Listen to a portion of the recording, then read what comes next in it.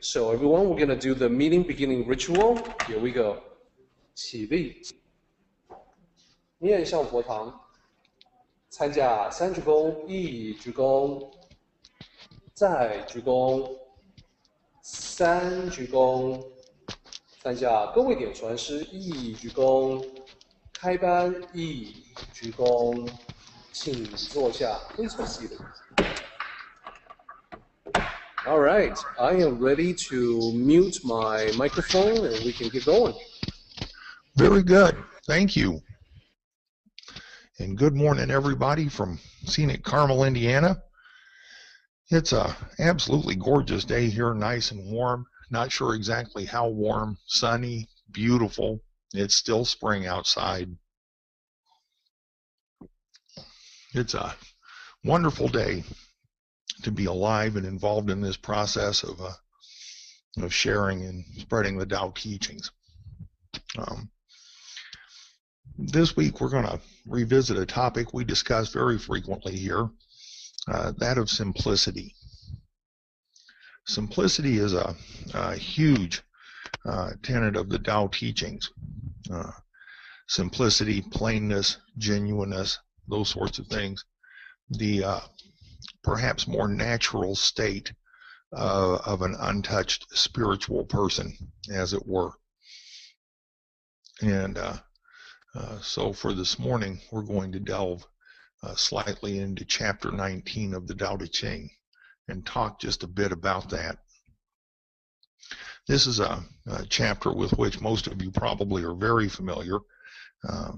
Like I said, this isn't a topic that gets flossed over. This is something we spend a lot of time with. And chapter 19 says, to end sagacity and abandon knowledge, the people benefit 100 times. End benevolence and abandon righteousness, and the people return to piety and charity. End cunning, discard profit, bandit and thieves no longer exist. And it finishes up by saying, these three things are superficial and insufficient. Thus, this teaching has its place. Show plainness, hold simplicity, reduce selfishness, and decrease desires. What's Lao Tzu saying to us when he writes these words? Why is this important to us? Well, especially for those of us who've been on the tea house for a while, it's very easy to find examples of sagacity and knowledge for the sake solely of knowledge. We see that in the countless pointless debates and arguments over whether or not Lao Tzu existed, what his name was, how old he is, how old the teachings are, what this character or that character means, whether or not it's written correctly, and a whole host of other really pointless arguments that serve no other purpose than to try to make one person appear smarter than somebody else. Those kind of pointless debates, those kind of arguments, those kind of mental attitudes are born out of an ego-driven need to be right, to be heard, to be knowledgeable, sage-like, if you will. It is the presumption of knowledge at the sacrifice of wisdom. And this activity, this mindset of needing to be correct and heard, to be right, is pandemic in our society. It's something that goes on everywhere all the time. It is a huge waste of time and energy. And very often it's absolutely fruitless and absolutely without end or without any kind of a purpose other than to argue a meaningless point. When it comes down to whether or not Lao Tzu existed, what his name was, how old he was, how to refer to him, what this character or that character means, those sorts of things are typically pretty easy to discern. And we have at our disposal within the temple there in Los Angeles the actual source of the knowledge. And so resolving those kinds of debates can be a very simple matter, and yet they continue. I've not been moderating the Tai Chi section of the tea house for quite some time for this very reason. There are a number of things that I flat out refuse to publish because I don't know who the ultimate consumers of the information is going to be. But then there are those who seek to flaunt their own expertise and knowledge publicly and vociferously. And quite frankly, I grew very tired of having to argue with them and try to moderate and keep things calm and mannerly, if you will. It is astounding what people will say to one another when they believe they are under the guise of anonymity afforded us by the internet. And that makes me very sad. I doubt seriously if the tea house were a real brick and mortar tea house located somewhere there in LA, that people would treat each other the way they do sitting face to face, that they do when they're hidden by a keyboard and an LCD display. And this is the first thing that Lao-Tzu talks about. It's a kind of veiled behind sagacity and knowledge, if you will. It's not a direct, long-winded paragraph on what not to do, but rather through understanding and learning, we find that it is what's not said directly that is the lesson, as Lao-Tzu is wont to do from time to time. This point also has to do with the cessation of gathering completely useless knowledge.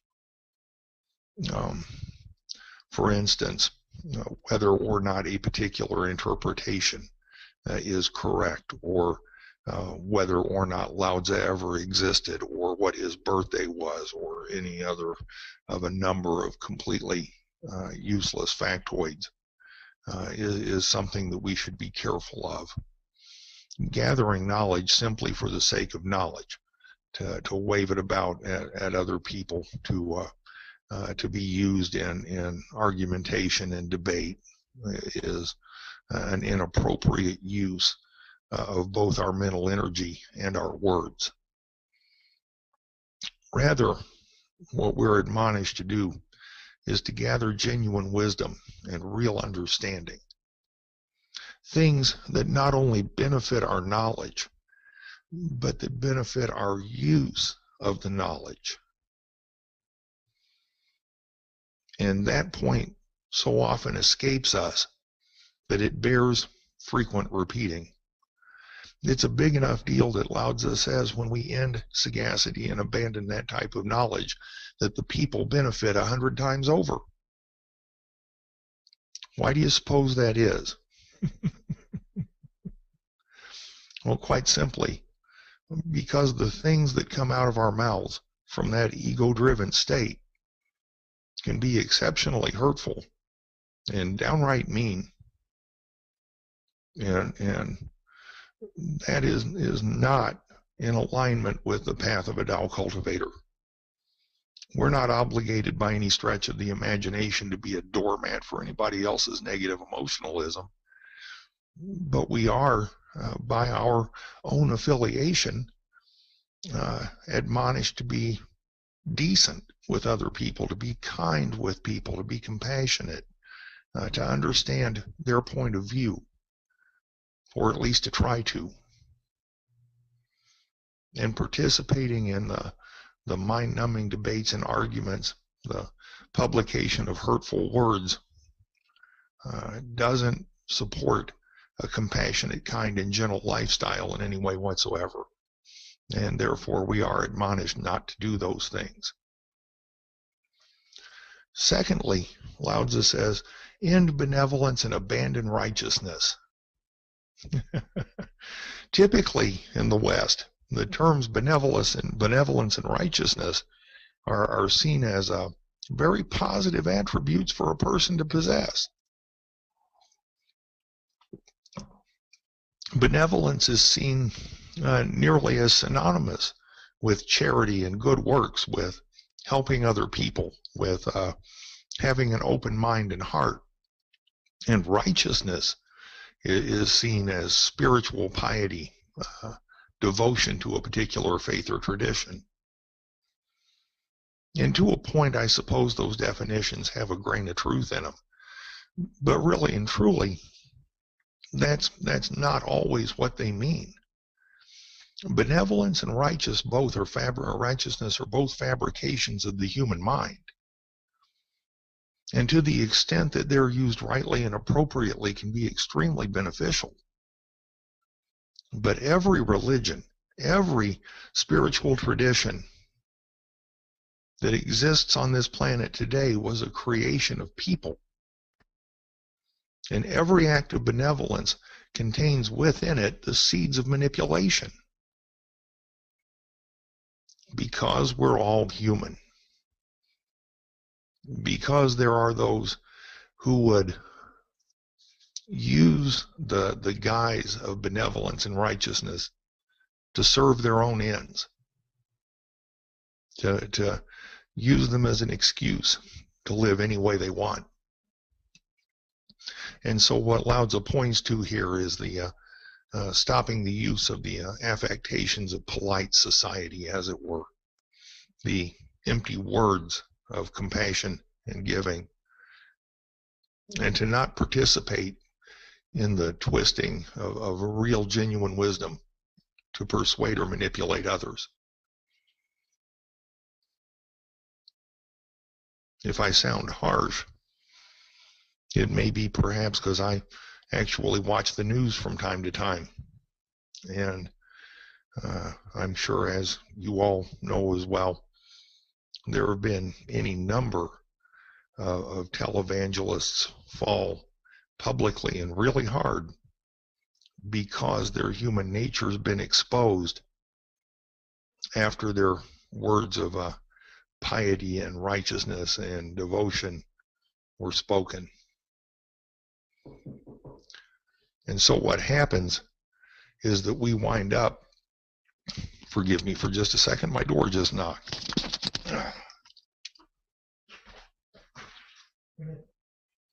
Just come on and say,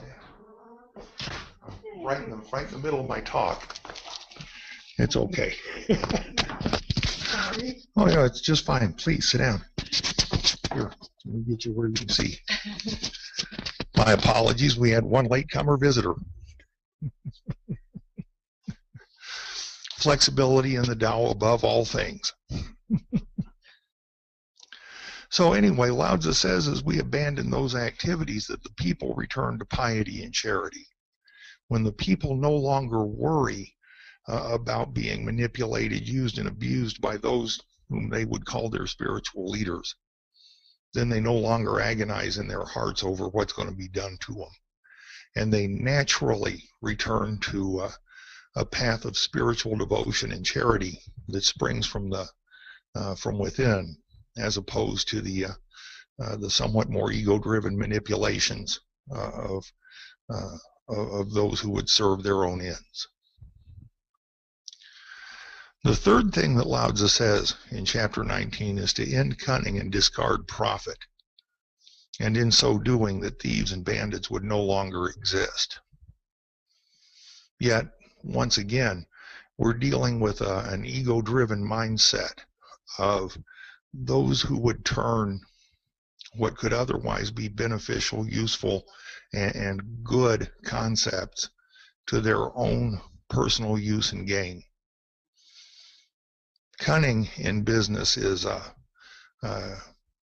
considered by many to be kind of a double-edged sword, a certain amount of guile, a certain amount of skillful navigation, the ability to negotiate to get what one wants, to find the best deal, get the best price, or get the best terms, is seen once again as a very positive attribute. And to the extent that that's done honestly and forthrightly, and not with the intent to cheat someone or to gain an unfair advantage, I suppose it can be okay.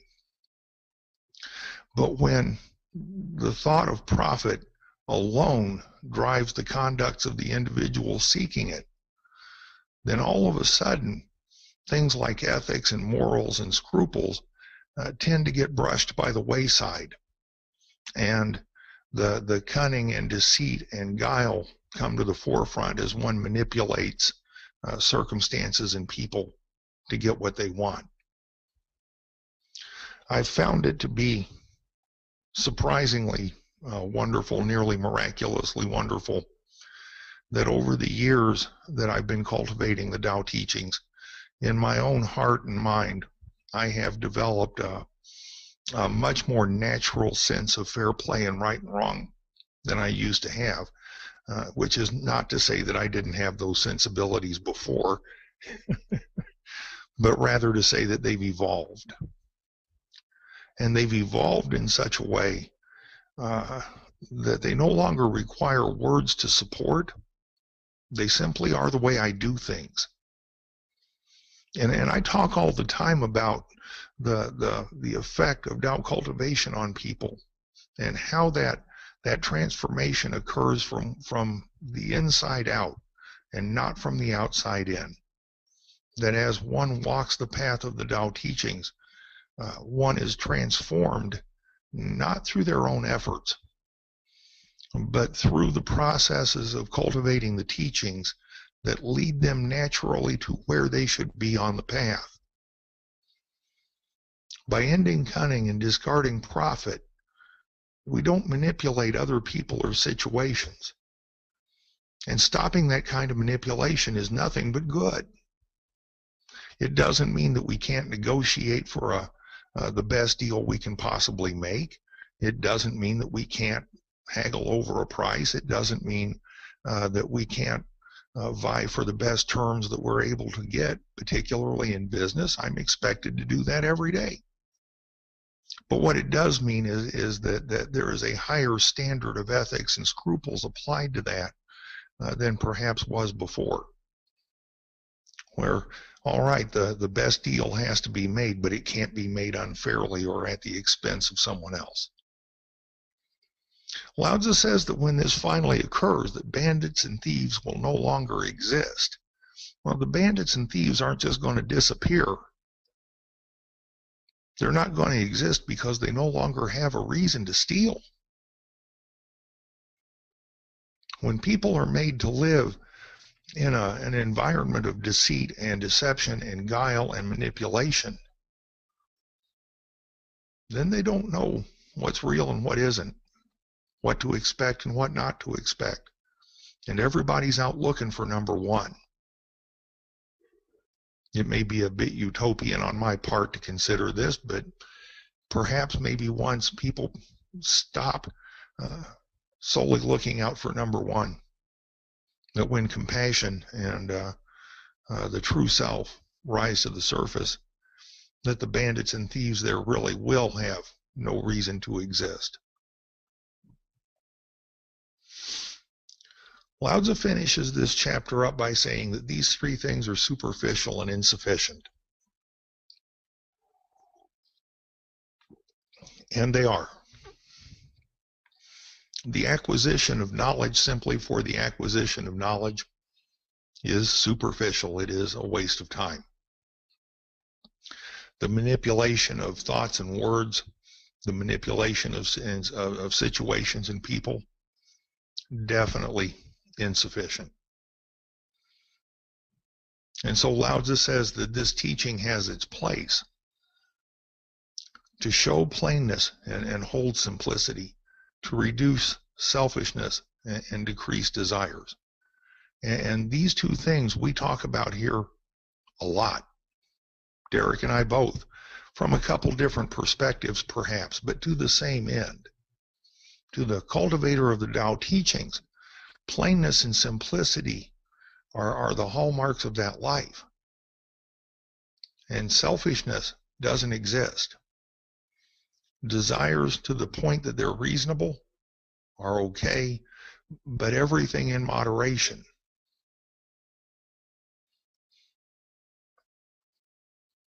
So what does Lao Tzu mean? Well, once again, we talk about this a lot. In showing plainness and holding simplicity, we unclutter. We unclutter our lives, our homes, our environments, our minds and our hearts. We clean up and clean out. I just finished cleaning out my garage. I do it every spring when it gets warm enough. And every spring when I do that, I'm amazed at the amount of stuff I've accumulated over the winter that I just plain don't need. And so every spring, the vast majority of it winds up going either to Goodwill or in the trash. Lao Tzu means to uncomplicate, to simplify life in all things. When we run into somebody, whether it's face-to-face or in the tea house or anywhere else, who wants to discuss the deep mysticism of the Tao Te Ching, the mystic nature of the Tao, the incomprehensible teachings, the words of Lao Tzu that nobody can possibly understand, those kinds of phrases become watchwords for those who would use the teachings of the Tao in a manipulative and perhaps discompassionate way. Someone who truly walks the path of the Tao looks for the simplest, most straightforward method from point A to point B. And in their explanations of what Lao Tzu says is the essence of correct translation and the simplest of interpretations. Lao Tzu did not write confusing verses. He wrote to be understood, to help the people, to help us. And so if somebody's telling us how complicated and difficult to understand it is, chances are that individual doesn't really know what they're talking about. When someone says, here's the simplicity, the essence of what was being said, okay, particularly in the West, there's room for error, but that individual is at least attempting to get to the meaning. And here, thanks to Derek's presence in this wonderful online environment, we have access to the essence of the teachings, not just what Lao Tzu wrote, but the oral traditions as well. And a 100% crystal clear translation from ancient Chinese into English. Simplicity is the hallmark trait of one who cultivates the Tao teachings. And that simplicity, that lack of complexity, is not only done for others to see, but is part of the way that individual lives. The uncluttering, the cleaning up, the emptying out is a metaphor for what happens within the person who cultivates the teachings. That individual doesn't just clean out the garage, they also clean out the heart and mind. They get rid of what doesn't work. They keep what does work. They learn how to make what works work better. It is the process of unlearning that brings us back to becoming the natural person we were meant to be. And becoming the natural person we were meant to be is not an excuse to go do any doggone thing we want. I've heard that from more people than I can count, and every time I hear it, I cringe. This isn't the church of what's happening now. It's not a life free from discipline and rules. It's not an existence free from good and evil.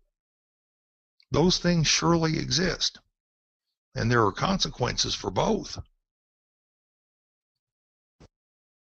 But to a cultivator of the Tao teachings, becoming that natural person means following the path of natural virtue, And following the path of natural virtue kind of prevents one from becoming a manipulator of others and a manipulator of situations. The more we learn, the better we understand, the closer to that ideal we get. Lao Tzu says, reduce selfishness, decrease desires. Well, that means understanding contentment, learning what's enough. It is a huge tragedy in a human life for one not to know what is enough. Lives are ruined by not knowing what is enough, by trying to accumulate more toys than everybody else in the neighborhood. One can be destroyed financially and emotionally both by not knowing what is enough. The more treasures we accumulate, the harder it is to protect them. The more we value the stuff around us, the worse we get hurt when it goes away. And I'm here to tell you all right now, no matter what you have around you, when you die, you can't take any of it with you. We don't own anything. No matter how much we paid for it, we don't own anything. And we never will. Ownership's an illusion. And so understanding contentment becomes a big deal. It doesn't mean we don't plan to do better. It doesn't mean that we don't work hard. It doesn't mean that we let the future go by in an unplanned fashion. What it means is that we understand moderation, that we understand what is enough, and that we're happy with what we have as we move forward to where we're going. Knowing what is enough allows us to look at our desires more realistically and to get rid of the ones that don't make any sense. And that's important. It also means that we learn to open the heart. The doorway to a heart opens very wide, but it only opens out. If we cannot be content with our own lives, we cannot be compassionate with others. If we never learn to give, we can never receive. Moderation, natural virtue, uncomplicating and simplifying are the keys to learning to open the door of the heart. And learning to do that's important. Yeah, I'm down to about 3 minutes here. Tie it up for you today. You know, the path of the Tao is all about, you know, simple, direct, honest, plain, okay, natural. There's absolutely no place for the negativity of manipulation or greed or avarice or contention. None of those things. All of those things result in the construction and maintenance of negative emotionalism, and they cause an awful lot of ill will and bad feelings amongst our contemporaries. When we learn not to contend with other people, then other people don't have a reason to contend with us. Okay. You know, simplifying the life, simplifying the secular life, is a metaphor for simplifying the spiritual self. The outside is always a reflection of the inside.